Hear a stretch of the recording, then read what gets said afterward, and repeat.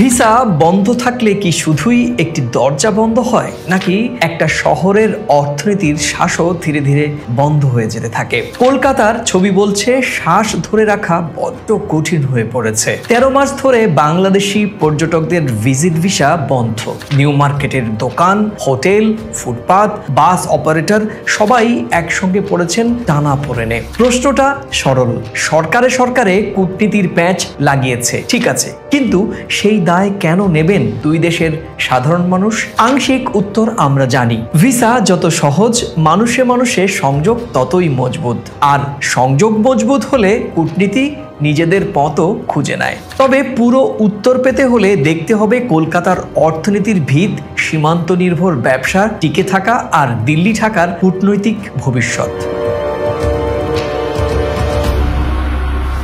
বাংলাদেশি পর্যটকরা শুধু ক্রেতাই নন, কলকাতার খুচরো বাণিজ্যের লয়াল ইঞ্জিনও। বছরে 1000 কোটি টাকার বেশি বিক্রি হতো নিউ মার্কেট ও পার্শ্ববর্তী বাজারগুলোতে। পোশাক, কসমেটিক্স, সোনাদানা, ইলেকট্রনিক্স সবখানেই তাদের গুরুত্বপূর্ণ পদচিহ্ন। আজ দোকান খোলা থাকলেও বিক্রি নেই, মজুরি দিতে হিমশিম, আর স্টকও বেড়ে গিয়েছে শোরুমে। হোটেল মালিকদের হিসাবও আতঙ্কের। রুম অকুপেন্সি নেমে এসেছে তলানিতে, স্টাফ কমাতে বাধ্য হয়েছেন অনেকে। আর ফুটপাতের ব্যবসায়ীরা সরাসরি বলছেন ভিসা বন্ধ মানেই আমাদের চুলোয় আগুন জ্বলছে না। এখানে কেউ কার এক্সকিউজ শুনছে না, ইয়া তো বন্ধ করে চলে যেতে হচ্ছে, ইয়া তো তাকে বাড়ি থেকে বসে তাদের টাকা দিতে হয়েছে। কলকাতা ঢাকা কলকাতা রুটে বাস ট্রাভেল অপারেটররা শত শত কোটি টাকার ব্যবসা করতেন, আজ সেই কাউন্টার ফাঁকা। অনেক রুটে ট্রিপ কমে গিয়েছে বা বন্ধ করে দিতে বাধ্য হয়েছেন অপারেটররা। করোনার সময়ও পেশেন্ট যারা এসছে তারা ট্রিটমেন্ট গুলো যে সেবা পেয়েছে, তখনও আমরা বসে দেখেছি, তখনও এত ক্রাইসিস হয়নি, এরকম ক্রাইসিস আমরা দেখিনি আর কি। বিশেষ করে আমাদের পরিবহন ক্লান্ত হয়ে গেছে, তাদের ইএমআই মাসে গেলে 2 লক্ষ 2.5 লক্ষ টাকা ইএমআই ছিল।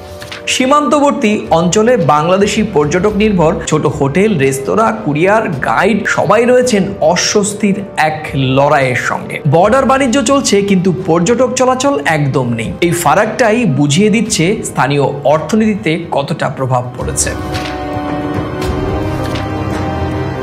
আর মেডিকেল ক্যাটাগরি ভিসায় কিছু শীতলতা আছে। চিকিৎসার জরুরি প্রয়োজনে আসছেন অনেকেই, কিন্তু পর্যটন চলাচলে সেই বিশাল চাকা আর ঘুরছেই না। ব্যবসায়ীরা বলছেন সামান্য স্বস্তি হয়েছে, কিন্তু শহরের বাণিজ্য চালু রাখতে ভিজিট ভিসা অবশ্যই দরকার। না, এরকম তো ক্রাইসিস হয়েছিল না, একটু করোনার সময় হয়েছিল, 2-3 মাস হয়েছিল, কিন্তু এই সময় তো 12 মাস হয়ে গেছে, এরকমই চলছে। এখন তো যা অবস্থা দেখছি তাতে সেই পুরোনো দিন আর ফিরে পাবো কিনা জানি না।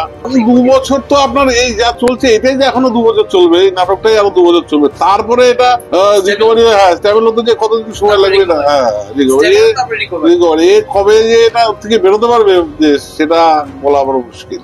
ও তো বলতে পারবো না এখন কবে পুরো নর্মাল হবে, এটা তো এখন বলা যাবে না, কেন সরকার যেরকম করবে, সরকার পলিসি যে আছে ও তো সরকার করতে পারবে, আমি তো বলতে পারবো না। রিকভারি করতে 2 বছর লাগবে না, যেভাবে ক্লাপস হয়েছে এটাকে গড়ে তোলা ফাউন্ডেশন থেকে আসতে হবে। কারণ আমি আপনাকে কি বললাম, কোভিড এর পরে খুব তাড়াতাড়ি আমরা রিকভারি করে গেছিলাম। হ্যাঁ, কিছু সিম্পেথিক পেয়েছি, কিছু গভর্নমেন্টের হেল্প পেয়েছে, ডোনেশন পেয়েছি, বা মানুষ বুঝেছে।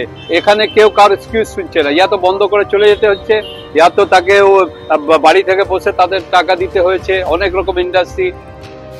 এবার প্রথম কলকাতার পক্ষ থেকে ভিসা ব্যবস্থাপনায় কিছুটা শিথিলতা এবং কিভাবে দুই দেশের মানুষের মধ্যে যোগাযোগ বাড়ানো যায় সে বিষয়ে কিছু প্রস্তাবনা আপনাদের সামনে তুলে ধরতে চাই। সংশ্লিষ্টরা যদি আমাদের এই প্রস্তাবনার উপর ভিত্তি করে ইতিবাচক উদ্যোগ নেন, তাহলে প্রথম কলকাতার পরিবার কৃতজ্ঞ থাকবে। প্রথম কলকাতা বরাবরই ভারত এবং বাংলাদেশের সাধারণ মানুষের সম্পর্কে বিশ্বাস করে এবং প্রথম কলকাতা শুরু থেকেই সেই প্রচেষ্টা চালিয়ে যাচ্ছে। আজ কলকাতা এবং পশ্চিমবঙ্গের বিভিন্ন এলাকা, যে এলাকাগুলো বাংলাদেশি পর্যটক নির্ভর, সেই এলাকার করুণ পরিণতি দেখে আমাদেরও উদ্বেগের শেষ নেই।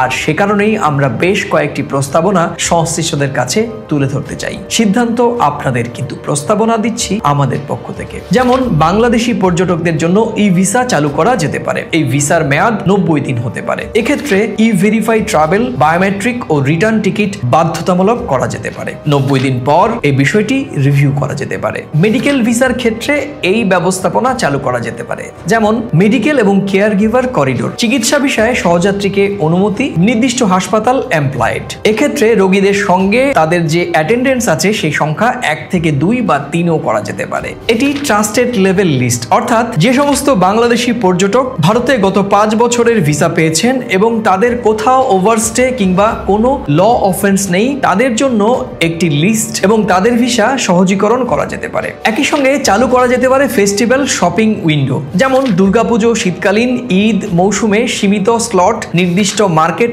ও হোটেল কোড সহ যদি কোনো ভিসা প্রার্থী আবেদন করে থাকেন তাহলে তাকে সহজেই যাতে ভিসা দেওয়া হয়। স্টুডেন্ট এবং বিজনেস ফার্স্ট লাইন, অর্থাৎ শিক্ষার্থী এবং এসএমই ব্যবসায়ীদের জন্য এই বিষয়টি আরো সহজ করা যেতে পারে। এক্ষেত্রে ঢাকা এবং দিল্লির সঙ্গে একটি জয়েন্ট টাস্কফোর্স করা যেতে পারে। সেখানে ক্রস বর্ডার ডাটা শেয়ারিং, জাল ডকুমেন্ট শনাক্তে এআই ভিত্তিক স্ক্রিনিং ব্যবস্থাপনাও মাসিক ভিত্তিতে চালু করা যেতে পারে। বর্ডার ফ্যাসিলিটেশন সেলস, অর্থাৎ সীমান্তে হেল্প ডেস্ক বা ভাষা সহযোগিতা, ডকুমেন্ট চেক বা জরুরি সমস্যার সমাধান বিষয়ক একটি ডেস্ক চালু করা যেতে পারে। আর এসব ক্ষেত্রে কমপ্লায়েন্স বজায় থাকে, কিন্তু মানুষের রাস্তা পুরোপুরি বন্ধ থাকে না।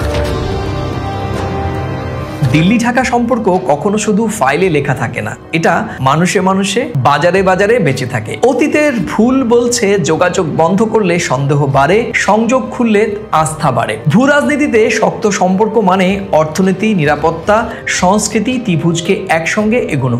সেজন্যই দরকার ভিসা সহজ করা, নিয়ম কঠোর রাখা, এই দুয়ের বুদ্ধিমান ভারসাম্য। কলকাতার নিউ মার্কেটের শাটার যেমন সহজে ওঠে, তেমনি সহজে উঠতে পারে মন খোলা দরজাও, যদি নীতি মানুষের কাছে ফিরে আসে। ব্যবসায়ীরা বলছেন ক্ষতি এতটাই বড়, পূরণ হতে বহু বছর সময় লাগবে, কিন্তু আমরা আজই শুরু করতে পারি। একটা পাইলট, একটা করিডোর, একটা দ্রুত উইন্ডো। ঢাকা দিল্লির মাঝে কূটনীতি চলবে নিশ্চয়ই, কিন্তু সাধারণ মানুষকে চলাচলের স্বাধীনতাও দিতে হবে, কারণ মানুষই সম্পর্কের আসল শক্তি। তাই বলছি, ভিসা খুলুন, কলকাতার শ্বাস ফিরে আসুক, দুই দেশের বন্ধুত্ব আবারও গভীর হোক। প্রিয় দর্শক, কেমন লাগলো আজকের এই ভিডিও?